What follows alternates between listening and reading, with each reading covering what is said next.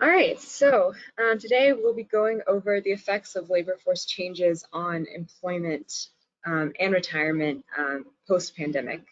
So we'll jump right in and look at a roadmap of the discussion today. Start off with an introduction and a brief overview of the topic, a breakdown of the methodological approach underlying the demographic component and the DEI components of the model.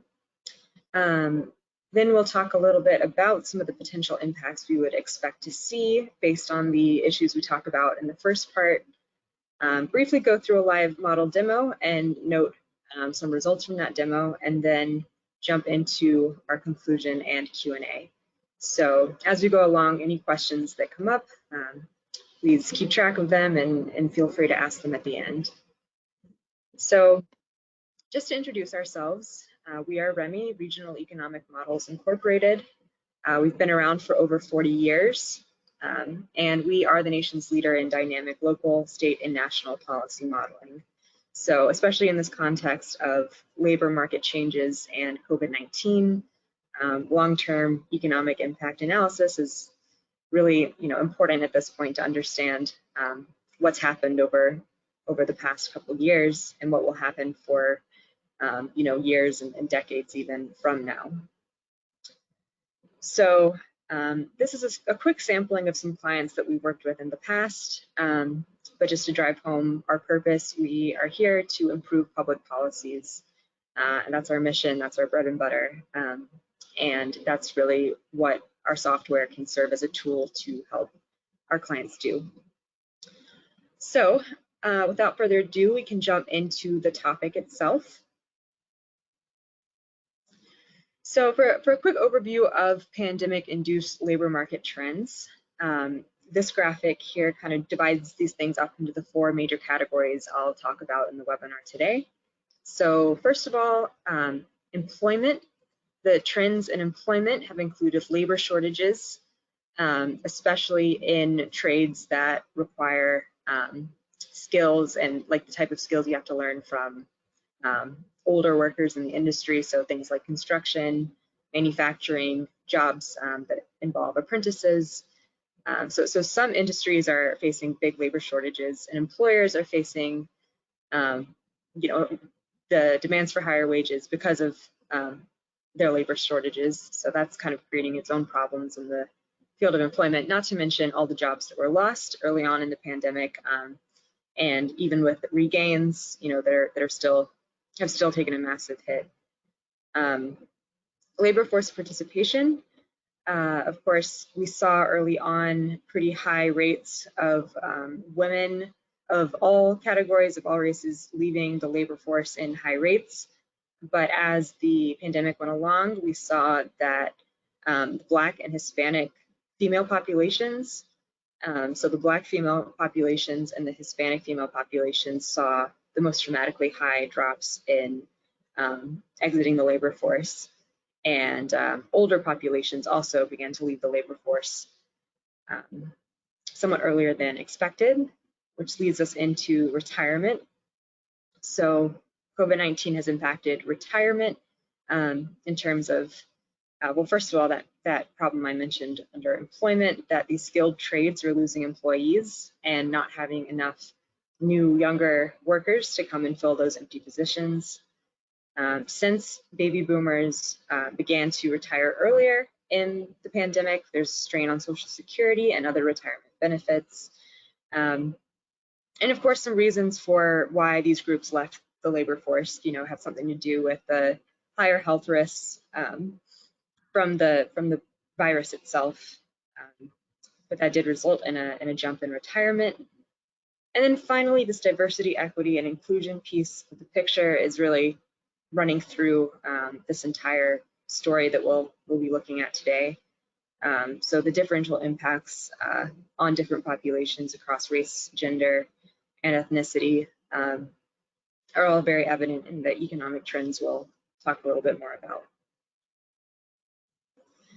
So here we can outline these three areas of heavy pandemic impact. So the impact on older populations, retiring earlier than expected, drawing on Social Security, expecting their pensions earlier than expected, and migrating from urban areas to suburban and rural areas. All of that was stimulated by the pandemic. As I mentioned in the previous slide, the DEI impacts that disproportionately affected Black, Hispanic, and female populations, and that caused early exit from the labor market for those disadvantaged populations and exacerbated health risks for different demographic groups. All of that very strongly impacted the labor market, as we'll see soon when we get into some statistics. And then finally, the skilled trades piece, where the labor shortage is causing a real problem, as demand for skilled labor is rising and current supply is failing to meet it. So in short, the COVID-19 pandemic impacted the labor market in a multitude of ways, short and long term, and we'll talk a little bit more about some of these labor market changes. So here we can see some breakdowns that maybe will help us understand a little bit better some of these specific impacts on these different groups of the pandemic. So in this graphic here on the left, we can see the decrease that COVID-19 caused in labor force participation among women and men. So we can see the percent of women and men either employed or actively looking for work, and that changed between February of 2020 and February of 2020 and February of 2021. So here we see the heavier impact on women overall than on men. We see this change of 2 percentage points here, and a little bit less here on men. But for some more context and sort of a deeper dive into what these statistics are telling us, we can look here at this graphic on the right that shows how labor force participation fell more among Hispanic and Black women during the first year of the pandemic. So again, looking at that February to February time horizon, we can see white women with a loss of about 1.3 percentage points, Black women seeing a loss in labor force participation from 61.1 to 57.7, so the larger and more dramatic, and much more dramatic is much more dramatic than the white women effect here is also this Hispanic effect on Hispanic women. We see the largest change there, the largest decrease from 2020 to 2021. And then for Asian women, we also see a pretty comparable decrease that's pretty high up there, about 2 percentage points. Then looking at men, we see white men losing about 2 percentage points. Black men, we have about 1.6 difference here. Somewhat similar with Hispanic, and then the 2 percentage points decrease for the Asian men here. So that's kind of an overview of that demographic breakdown when we're talking about labor force participation. We can move on now to talk about the unemployment rate. So we can see here how the US unemployment rate really spiked from February 20 to February 2021. So comparing the official unemployment rate to an adjusted unemployment rate, that implies an even more dramatic impact early on. So big gains in unemployment, and then the unemployment rate for both women and men was about 10%. So here again, we're looking at sort of that adjustment that Pew Research Center did from the official number to the adjusted number, and seeing that increase in the adjusted number being higher than the official number. Essentially, these two graphics, I think, help show really I'd say the depth of the impact, and the data analysis and collection that we still need to do to really understand the devastation that's been occurring. The next slide, Again, we can see more of a demographic breakdown of how unemployment is affecting different groups differently. So you can see the unemployment rate for women across these 4 racial categories, and also for men across these 4 racial categories. So again, that changed from February to February. We see that overall, Black and Hispanic workers of both genders are continuing to face higher unemployment rates than other workers. So in terms of unemployment and in terms of labor force participation, we're seeing the brunt of those impacts falling on Black and Hispanic workers, and then Black and Hispanic women workers. And also, of course, it bears mentioning that populations more severely impacted when we talk about the health impacts of COVID-19 also include Black and Hispanic underserved communities. So all of this sort of ties into that same picture. Again, looking at the employment losses during low wage workers. So sort of thinking about these distributional impacts by compensation rate, by wage. We see the employment impacts falling more on the low wage workers, more so than the high wage or the middle wage workers. So really, again, that brunt is brunt of that impact falling on lower wage workers. And finally, the last 2 graphics I wanted to show, just to give a better picture of what's going on with retirement and labor shortages. Here, again, from the Pew Research Center, we can see how the number of retired baby boomers has been rising over the past 9 years, or I guess in this case, 8 years. And we can see especially this jump in 2020 when the pandemic got into full swing. And then over here, we can look at industries that are facing a labor shortage. So this is based on April 2020, and we're seeing, top of the line is manufacturing, construction's pretty high up there. These various industries who faced a very big labor supply shortage and are continuing to face that. So just a little bit more context on what COVID-19 has done and how it's tying into retirement and labor shortages.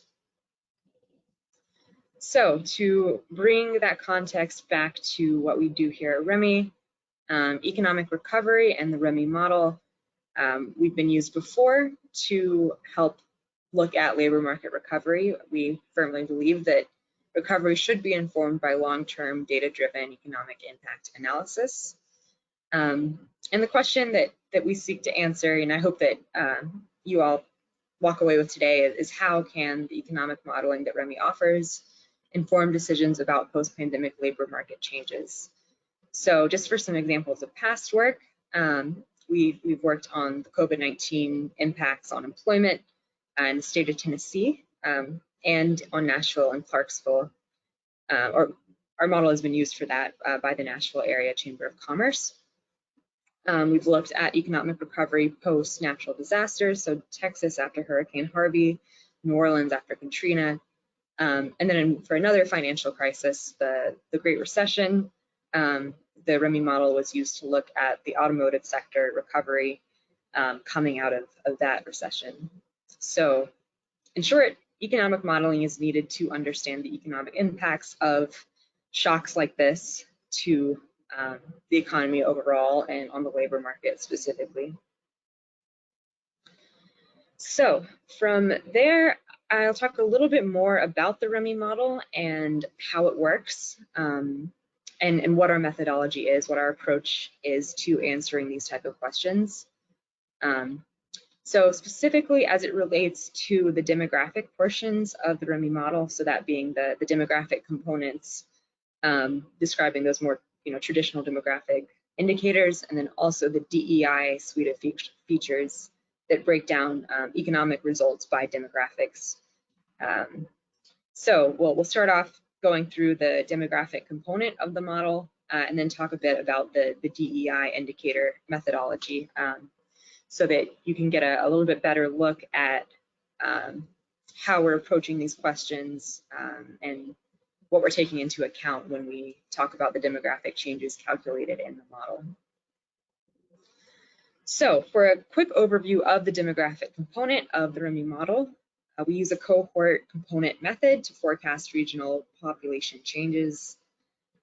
So the components of demographic change are calculated annually for each age cohort by sex and race. And then population at the end of the year is the starting population plus births and net migration minus deaths. So who's coming in, who's going out, whether through birth, migration, or death. And rates of change are determined based on observed historical regional trends and national forecast trends. And special populations, these are groups that we treat a little bit differently when we're calculating these rates. So that includes military dependents, college students, and institutionalized populations like prisoners. And our primary data source is the US Census, but we use the data through the BEA so that we can maintain consistency between population estimates and personal income estimates. So very high level overview of the demographic component of the REMI model. On the next two slides, I'll go into a bit more detail about how these rates are calculated and used and where they're sourced from. So again, we use census estimates of total births, deaths, and net migration per county to calibrate the county birth rates, survival rates, and migration rates. And regional rates are created then by taking those county rates and adjusting state rates, which we calculate using some CDC data to fit the total number of births from the census. Regional survival rates are estimated by adjusting national survival rates to fit the total number of deaths estimated in that in the county or in the region. And then net international migrants in each county are divided by race according to data from the state population projections in the census. And each county in a state has the same racial breakdown of net international migrants as the whole state. As far as migration interregionally, so not internationally, but domestically, we take the difference between in and out migration of an area within that year of interest, and we divide that into retired migrants and economic migrants. And the key difference there is that retired migrants are over 65. They move between regions, but do not respond to the economic conditions in the same way that economic migrants do. So economic migrants are they're drawn to a region by, I guess what we would call an amenity, which consists of changes in labor force, relative employment opportunity, relative wage rate, commodity access index, and all this calibrated by historical trend data. So economic migrants being very responsive to economic conditions in a region, both from the region they're leaving and to the region they're going to.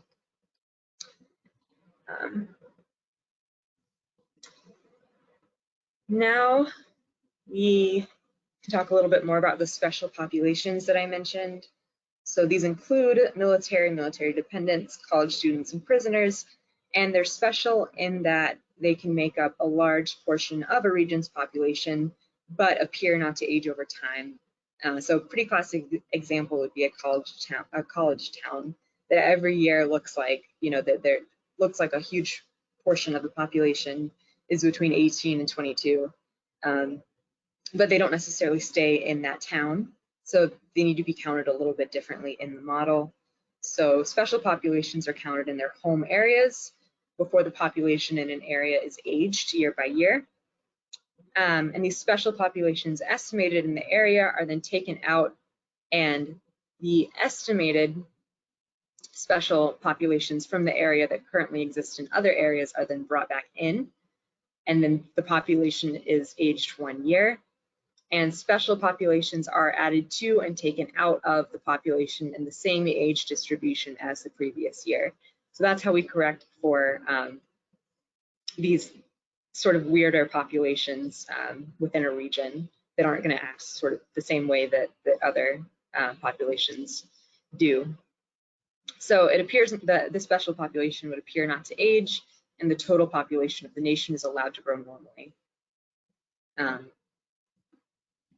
And to get into the DEI indicators methodology here, I'll just briefly go through 3 of the features in DEI and explain those a little bit more. So employment by demographics. This is the feature that shows breakdown by race, gender, race, ethnicity, and gender. And we do this by calculating national shares by race and gender for each occupation using American Community Survey data from the Census Bureau. We calculate occupation weights for each race, gender, and occupation. And we estimate labor force race shares by place of work. Then calculate the employment by occupation, race, and gender shares. And just to note, this estimation of the labor force race shares by place of work, this involves, accounting for commuter inflows and outflows so that there's nobody being double counted. Another piece of our DEI indicators is this employment by educational attainment feature, and the methodology underlying this includes the estimation of the number of new jobs created that do not require a college education. And the way we come to this number, or these numbers, are by multiplying employment by occupation and percentage of educational attainment by occupation, that data coming from the Bureau of Labor Statistics. And we aggregate occupations by educational level into 3 levels to then calculate summary occupations. So finally, you have, and you'll see this later in the demo, you have a chart with occupations by 2 aggregative education levels. So bachelor's degree, no bachelor's degree, and also a table that has it broken down, educational attainment into the 7 levels originally in the source data. But the aggregative data is helpful to be able to see, overall, is university education required for those occupations and for those new jobs being created, or less, depending on the situation. So the final DEI indicator that I will talk about the methodology for is this labor force by demographics piece. So this national participation rate is again calculated from the BLS. Parameters are estimated by age cohort, gender, and racial and ethnic groups for a time-fixed effects regression. And participation rates by race, age, and gender are calculated using relative compensation rates, employment opportunity, demographic characteristics, and national participation rates. And then they're calibrated with the historical labor force totals. And finally, multiply by civilian non-institutional population to generate the labor force. So this is far from an extensive overview of all of REMY's methodology, but when we're talking about demographic changes and these economic results cut by demographics, I hope this was at least a little bit helpful in taking a look under the hood and understanding what's going on. Of course, I and anybody at REMY would be more than happy to go through methodology more extensively if that is of interest. Our methods are publicly available, so please feel free to reach out if you want to know a little bit more or have specific questions about what has been on these slides thus far. Now we are to the part of the webinar where I'll discuss some potential impacts from some of these trends that we discussed earlier in the topic overview. So some pandemic-induced labor market expectations, some things we can expect to see in the model demo itself that I'll run shortly, and also some of the expectations we'll see or we'll expect to see in the results. So as I mentioned earlier, the increase in retirees and in retired migrants interregionally. This is something we might expect to see, that retired people are moving out of urban counties and into suburban and rural counties. We're hoping that, or we're expecting that this population shift captures that pandemic stimulated move from baby boomers out of cities and into quieter areas. I mean, this was a pretty big increase. I believe about 26% of retirees migrated away from cities. And another expectation here, participation rate decline, as we looked at in those graphics earlier on. Labor force participation decreased for populations 65 and older.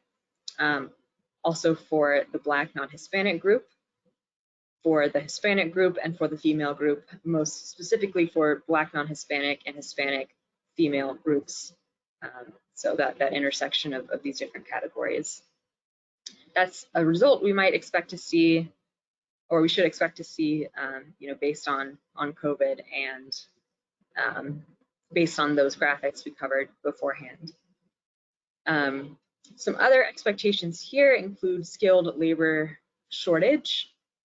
So in those industries that are lacking that supply of trained laborers and the kind of unique struggles of employers facing the skilled labor shortage, we'll expect to see some issues there.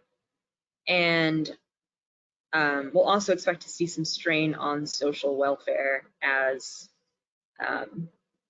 people are retiring earlier than expected. They're drawing down on Social Security in higher numbers and drawing on their pensions where that applies earlier than expected. So from here, I'll take us to a quick demo and be sure to leave enough time for a Q&A. So I'll go ahead and switch over to the model.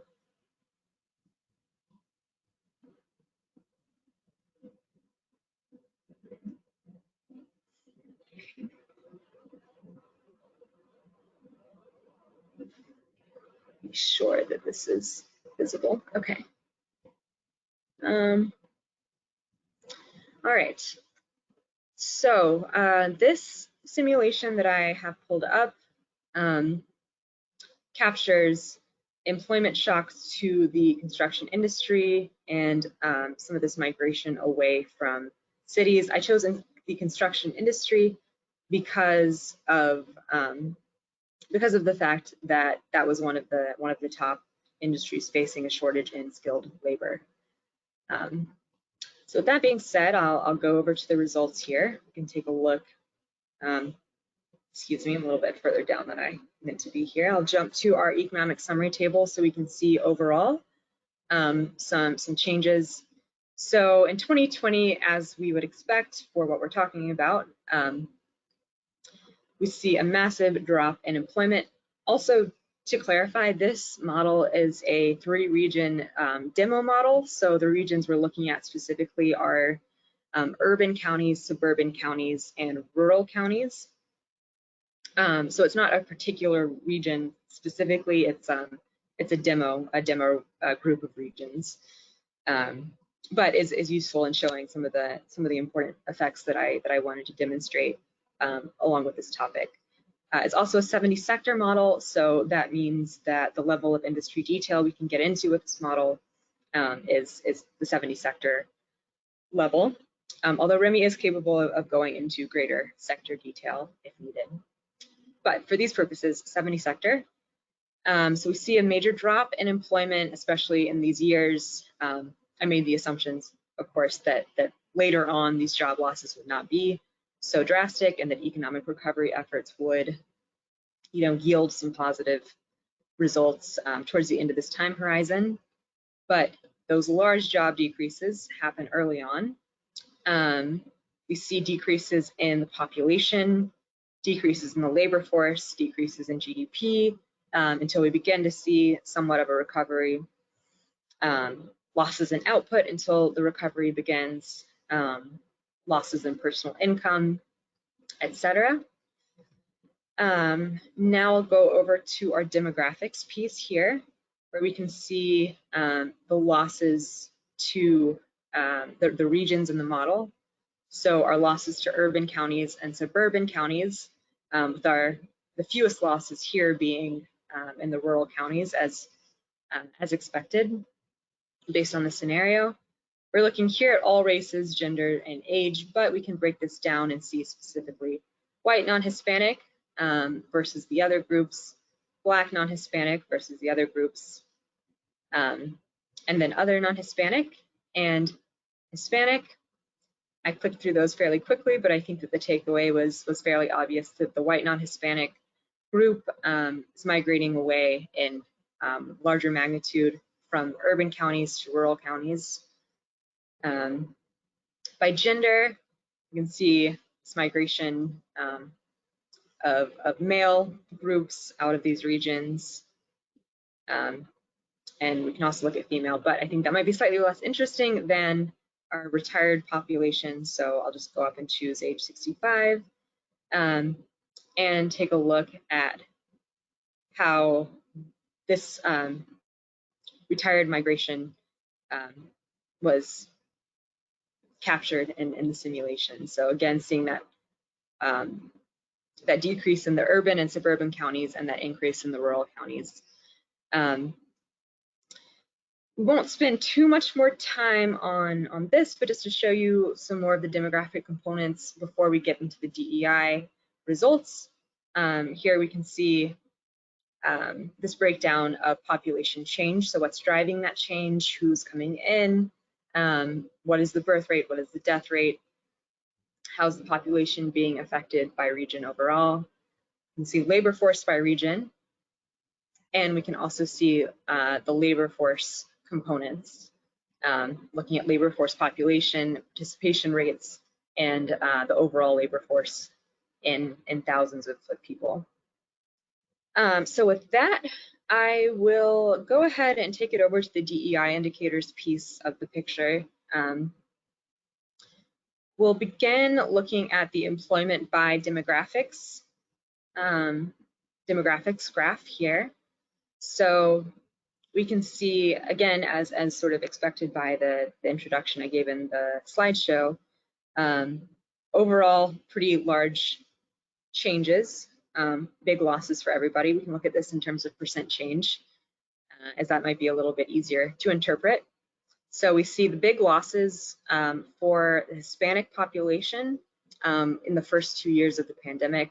We also see second biggest losses for the Black non-Hispanic group, or second biggest losses for the white non-Hispanic group, and then also large losses for the Black non-Hispanic group, losses across all categories, of course, and then the mild recovery beginning to happen afterwards. By gender, we can see, again, percent change, so great losses for male and female. Keep in mind here that the more dramatic loss we're seeing for male population is due to the input I chose to focus on the construction industry. So I was capturing that change in skilled labor supply when it comes to manufacturing, construction, industries that are male dominated across these regions.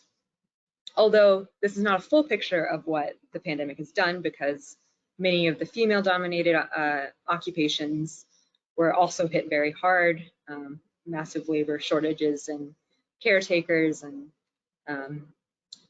other occupations of that type. But also, as mentioned, we did see a lot of women, especially Hispanic and Black women, leaving the labor force in higher rates early on in the pandemic. You can see by race and gender, this employment by demographic change, get percent change, and we can see again the hardest hit here were the Hispanic groups and the Black groups. We're seeing a overrepresentation of white non-Hispanic bearing the brunt of this because, again, we're focusing on those industries that do have proportionally more white non-Hispanic. Whereas had I included changes across industries, more industries than construction, we would see a more economy-wide accurate picture. But for the purposes of the simulation, I did make a simplifying assumption just to capture that skilled labor shortage in construction. So employment by educational attainment, this also I talked about briefly in our methodology section, but this shows you the aggregative information on jobs, in this case lost. If it were a positive policy or a positive economic shock, then we would see the gain in employment by occupations that require these different educational attainment levels. But in this case, we see that those without bachelor's degrees were hit the hardest, especially in the first year of the pandemic. We can look year by year across the time horizon of the simulation, so also look at year 2021. We can see this sort of tapering out, of course, as we go on along our time horizon and exit the two, hardest hit years of the pandemic. But overall, biggest losses occurring for those without bachelor's degrees. We can look at the detailed educational breakdown as well. So as I mentioned in the slideshow, we can look across these 7 educational categories to understand where the job losses are happening specifically. So everywhere from those with a high school diploma or equivalent through those with a professional or doctoral degree. Labor force participation, again, an interesting measure of the pandemic's effects. So we see big drops in labor force participation for the white non-Hispanic, Black non-Hispanic, other non-Hispanic, and Hispanic groups.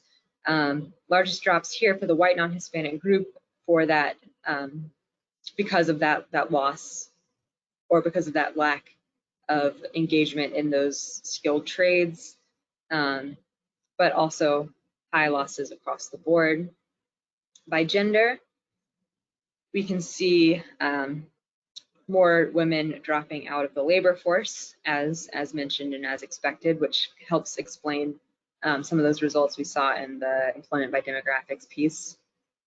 And then finally, the last 2 DEI indicators that we can look at, or the last 3, excuse me, are unemployment, per capita income, and then I'll quickly show you some of the income distribution features, but in the interest of time, I'll keep that quick.